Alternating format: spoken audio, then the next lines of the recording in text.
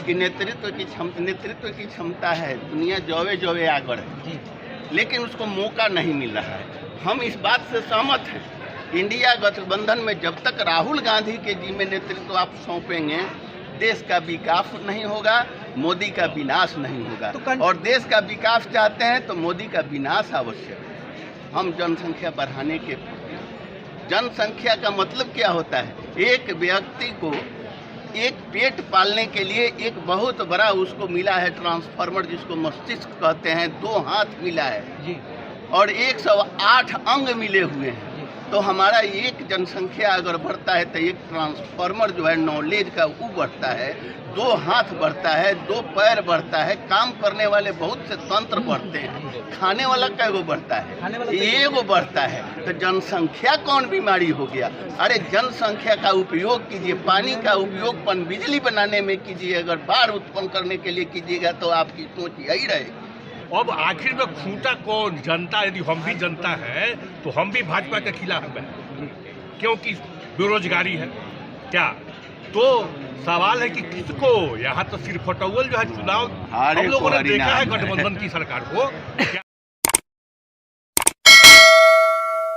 नमस्कार, आप देख रहे हैं विंसम इंडिया और इस वक्त मैं छपरा सिविल कोर्ट में उपस्थित हूँ। यहाँ तमाम बड़े अधिवक्तागण उपस्थित हैं और 2024 का चुनावी रणनीति है, इस पर हम चर्चा करने का प्रयास करेंगे, बारी बारी से सबका मंतव्य लेने का प्रयास करेंगे। सर, सबसे पहले आपका स्वागत है। आपका भी स्वागत है।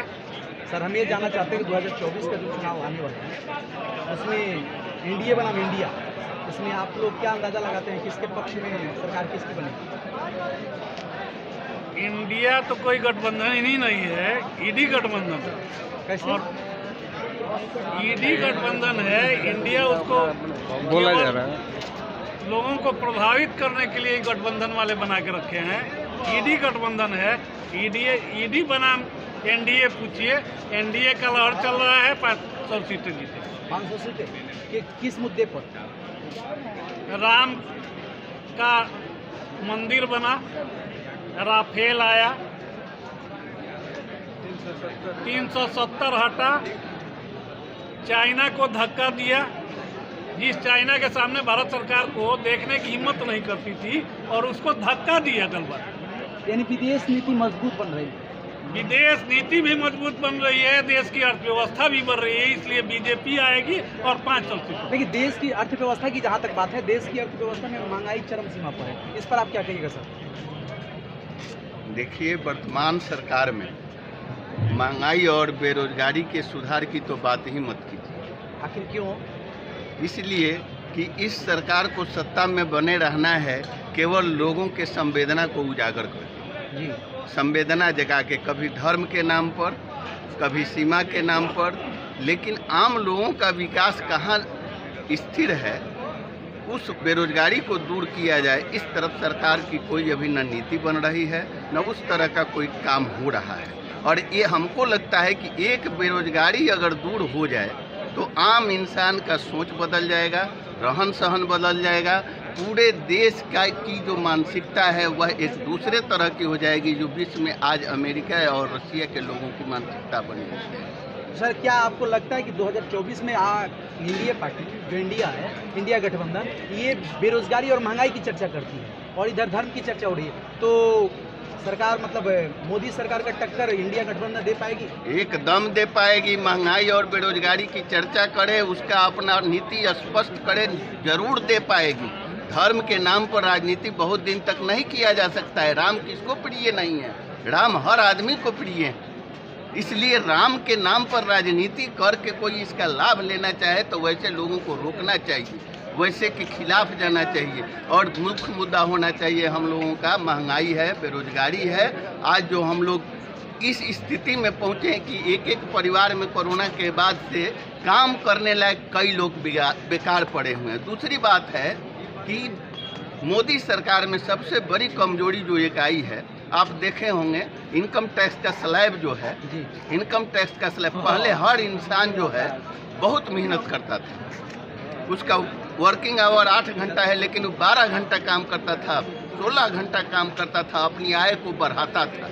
इससे उसके परिवार को या वो जो सोचता था उसका लाभ पहुंचता था। अब इस तरह से इसको कर दिया गया है कि हम अपने पूरे कार्य क्षमता का उपयोग नहीं करें। अगर हम रोज 1000 रुपया कमा सकते हैं तो हमको 500 रुपया कमा के ही संतोष कर लेना है, क्योंकि ऊपर से बैठे हुए हैं जो हम कमाएंगे उसका बहुत बड़ा हिस्सा उनको जाना चाहिए, उसमें थोड़ा बहुत हिस्सा जाना चाहिए। तो जो एक स्लैब बना उस स्लैब के हम खिलाफ हैं। हमारे कार्य क्षमता को कम किया जा रहा है, हमारे अंदर श्रम की शक्ति ज़्यादा है, उसका सदुपयोग नहीं हो रहा है। इन सब मुद्दा पर अगर इंडिया गठबंधन हमको इंडिया गठबंधन के नेतृत्व क्षमता पर प्रश्न चिन्ह। विदेश नीति जो पहले था कांग्रेस के राज में आज भी वही है। विदेश नीति में कहीं कोई परिवर्तन नहीं हुआ, लेकिन उसको विदेश नीति को कार्यान्वित कैसे किया जाए, परिवर्तन केवल इस बात का होना चाहिए। व्यवस्था को जो है चलाने वाले पर निर्भर करता है कि उसको कैसे अच्छा व्यवस्था कर ले और कैसे व्यवस्था को जर्जर बना दे। तो इंडिया गठबंधन को अगर नेतृत्व क्षमता मिल जाए तो इंडिया गठबंधन के सामने कभी भाजपा टिक नहीं पाएगी। लेकिन इंडिया गठबंधन के सामने ये सब होता है कि इंडिया गठबंधन के सामने कोई अच्छा नेतृत्व करने वाला मिल जाए तो भाजपा टिक नहीं पाएगी। इस पर आप क्या कहिए? इनका अपना मानना है ना कि इंडिया गठबंधन के पास नेतृत्व ही नहीं है। तो नेतृत्व जब नहीं है तो अच्छा नेतृत्व मिल कहाँ से जाए? ये तो बता रहे हैं कि बेरोजगार इंडिया बेरोजगारी और महंगाई की बात करती है, लेकिन भाजपा केवल धर्म के नाम पर चर्चा करती है और धर्म के नाम पर राजनीति ज़्यादा दिन टिक नहीं पाएगा। इस पर आप क्या कहिएगा? हाँ, बोल रहे हैं। देखिए, बेरोजगारी और महंगाई ये 10 साल में नहीं ना हो गया। ये 10 साल के पहले तो जो बोल रहे हैं कि बेरोजगार हैं आज, वो कलेक्टर थे। मनमोहन सिंह की सरकार में उन्हें कलेक्टरी की नौकरी मिली थी, और उसके पहले पीवी नरसिंह राव के सरकार में वो क्या कहते हैं फॉरेस्ट अफसर थे और कोई एसपी था। आज बेरोजगार हो गए। अरे जब जनसंख्या कंट्रोल नहीं होगा तो कितना हूँ करके कोई सरकार हर व्यक्ति को चाहे काम का अधिकारी क्यों न दे दे, लेकिन बेरोजगारी समाप्त होने वाली नहीं है। अब बेरोजगारी को कुछ कम किया जा सकता है, और इसके लिए भारतीय जनता पार्टी की जो एनडीए गठबंधन है उसकी सरकार काम कर रही है, और बेरोजगारी भी देश से समाप्त हो रहा है। बेरोजगारी पर भाजपा पार्टी बेरोजगारी पर भाजपा सरकार का कोई काम नहीं हो रहा है। बेरोजगारी पर काम होने की बात हो तो इंडिया गठबंधन का जो घटक दल है आपका नीतीश कुमार मुख्यमंत्री बना है बिहार में, जाके देखिए बेरोजगारी को दूर करने का उपाय उसके यहाँ होता है। 15 दिनों के अंदर में सारा प्रक्रिया समाप्त करके ज्वाइनिंग लेटर दे देता है। आज घर घर में अगर 1-2 रोजगार व्यक्ति मिल रहा है तो वह हमारे इंडिया गठबंधन के जो घटक हैं, नीतीश कुमार जो आपके मुख्यमंत्री हैं या राजद जो उनके समर्थन में है, इन लोगों का देन है। और यह भी कब आया है? जब विगत विधानसभा में इन लोगों ने इस बात को महसूस किया कि बेरोजगारी को दूर करना है, तो इंडिया गठबंधन के नेताओं ने अपने सीना को ठोक के कहा कि हम साल में 1 लाख से ज़्यादा बेरोजगारी केवल बिहार में से दूर करेंगे, और उसके तरफ अपना काम कर रहा है। तो बेरोजगारी ही दूर किया जाता है। ताली मारो। इस तरह की बात होती है तब बेरोजगारी दूर होती है। बेरोजगारी कहने से दूर नहीं होती है। और हमारे मित्र जो कह रहे हैं कि नेतृत्व की क्षमता है, दुनिया जौवे आगे है, लेकिन उसको मौका नहीं मिल रहा है। हम इस बात से सहमत हैं। इंडिया गठबंधन में जब तक राहुल गांधी के जिम्मे नेतृत्व आप सौंपेंगे, देश का विकास नहीं होगा, मोदी का विनाश नहीं होगा। और देश का विकास चाहते हैं तो मोदी का विनाश आवश्यक है। तो कहने का मतलब कि अभी तो 2024 के मतलब चुनाव की लहर में राहुल गांधी नेतृत्व करेंगे, तो करेंगे तो फिर हारेंगे, फिक्स है। हाँ, तो महंगाई और बेरोजगारी पे तो चर्चा नहीं कुछ नहीं होगा। फिर वही भजन करके कीर्तन करके घर में एक कैंसर का मरीज होगा, राम राम करके हम अपना हाथ फैलाए बैठे रहेंगे। ना हमारे पास साधन है और न उस तरह का हमको क्षमता है कि हम उसको बेहतर इलाज करा सकें। राम के नाम पर हमको जीना है। ये जो कहे कि जनसंख्या नहीं घटा रहे हैं तो बेरोजगारी बढ़ेगी, हम जनसंख्या बढ़ाने के।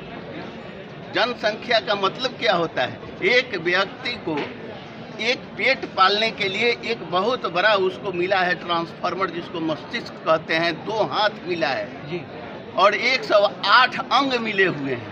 तो हमारा एक जनसंख्या अगर बढ़ता है तो एक ट्रांसफार्मर जो है नॉलेज का वो बढ़ता है, 2 हाथ बढ़ता है, 2 पैर बढ़ता है, काम करने वाले बहुत से तंत्र बढ़ते हैं। खाने वाला कैगो बढ़ता खाने है, वाला एगो बढ़ता है। तो जनसंख्या कौन बीमारी हो गया?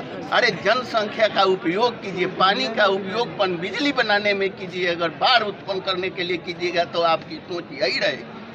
लेकिन ये बता रहे हैं कि जनसंख्या कोई मतलब समस्या नहीं, जनसंख्या अगर जो भी जनसंख्या बढ़ रही है अगर सही सदुपयोग जगह पे यूज़ किया जाए तो उनका विकास होगा, लेकिन उसको दुरुपयोग किया जा रहा है, उनका गलत जगह पर यूज़ किया जा रहा है, इसलिए समस्या बढ़ रही है। इस पर आप क्या कहिएगा?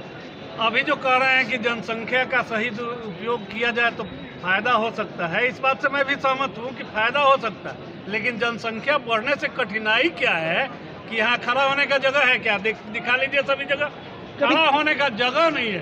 क्यों जगह नहीं है? इसलिए कि जनसंख्या अधिक है। आज से 20 बरस पहले छपरा शहर में कहीं जाम लगता था क्या? जी नहीं। जाम क्यों लग रही है? इसलिए कि गाड़ियों की संख्या बहुत बढ़ गई। तो गाड़ी कौन चलाता है? एक एक आदमी चलाता है। आदमी इतना ज्यादा है तो क्या जनसंख्या के उपयोग करने के लिए गाड़ियों की संख्या बढ़ा दी गई तो पूरे शहर को सड़क ही बना दे क्या? लेकिन हम ओवरफ्लाई बना सकते हैं ना। तो कितना ओवरफ्लाई बनेगा? पूरे भारत को ओवरफ्लाई बना देंगे तो भी जाम की समस्या नहीं होगी।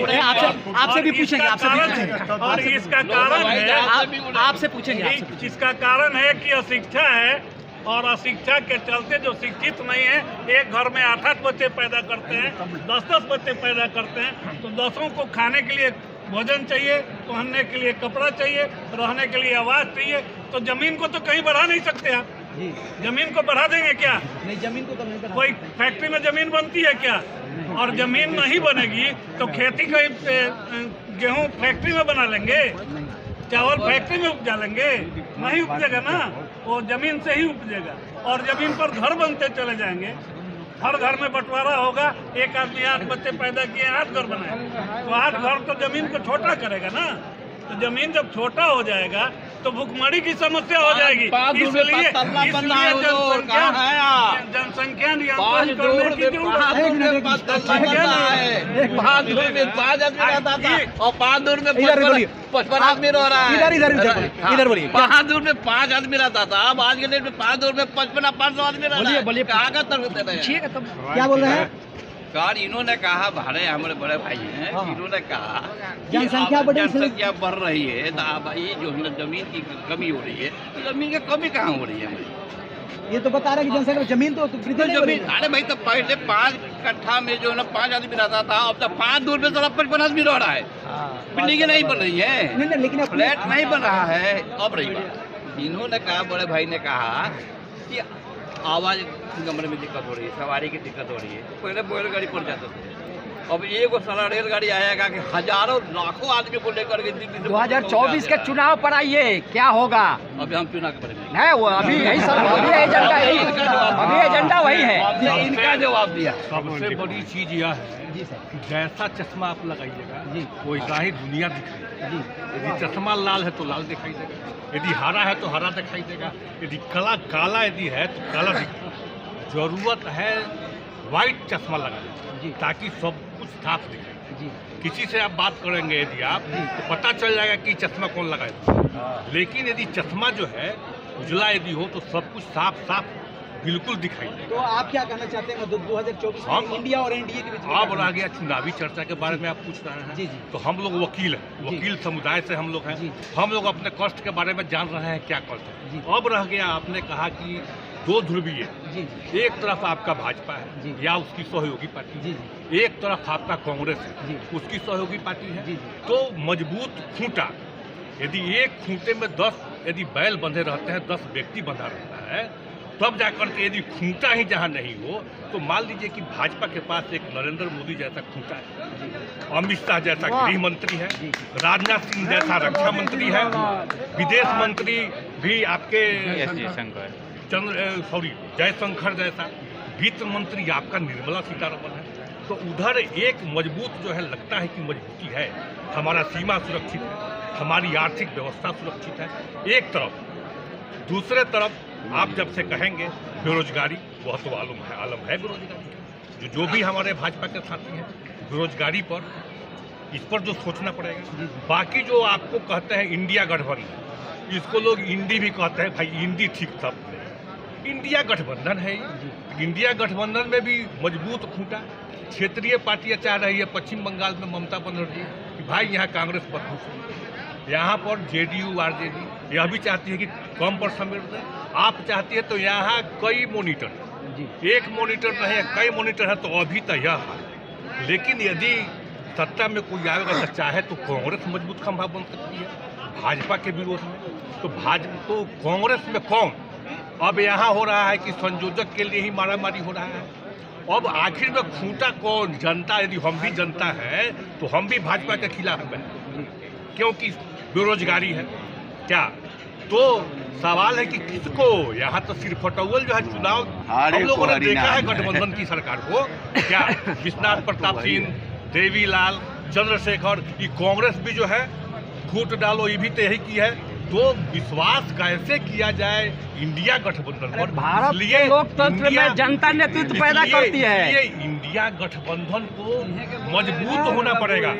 इंडिया गठबंधन यदि मजबूत हो गया तो अभी जाकर के भाजपा के चुनावी रथ को रोका जाए। तो अभी तो लगता है कि मतलब 2024 में टक्कर नहीं दे पाएगी ढंग से। अभी तक तो संयोजक नहीं बना, अभी 2 महीना के बाद चुनाव है। जनता की बात हम कह रहे हैं, हम किसी पार्टी में नहीं है, न हम भाजपाई हैं न कांग्रेसी है क्या, हम किसी पार्टी में नहीं है, हम आम जनता की बात कर रहे हैं। और आपको जैसे मैंने बताया चश्मा यदि हम लगाए हुए हैं आरजेडी का तो हमको ललटेन जनता ने विकल्प पैदा कर यदि देगी जेडीयू नरेंद्र का मोदी चश्मा का। लगाए हैं तो खाली तीर दिखाई देगा, यदि कांग्रेस का चश्मा लगाए हैं तो पंजा दिखाई देगा। आम जनता क्या करे, आम जनता के पास में विकल्प ही नहीं है। देखिए जैसा कि ये सब लोग बता रहे हैं कि मतलब विकल्प नहीं है, नेतृत्व विपक्ष करने वाले जो नेतृत्व करने वाले हैं वो सक्षम नहीं दिख रहे हैं, जिस वजह से लग रहा है कि नहीं अब मोदी जी ही आएंगे।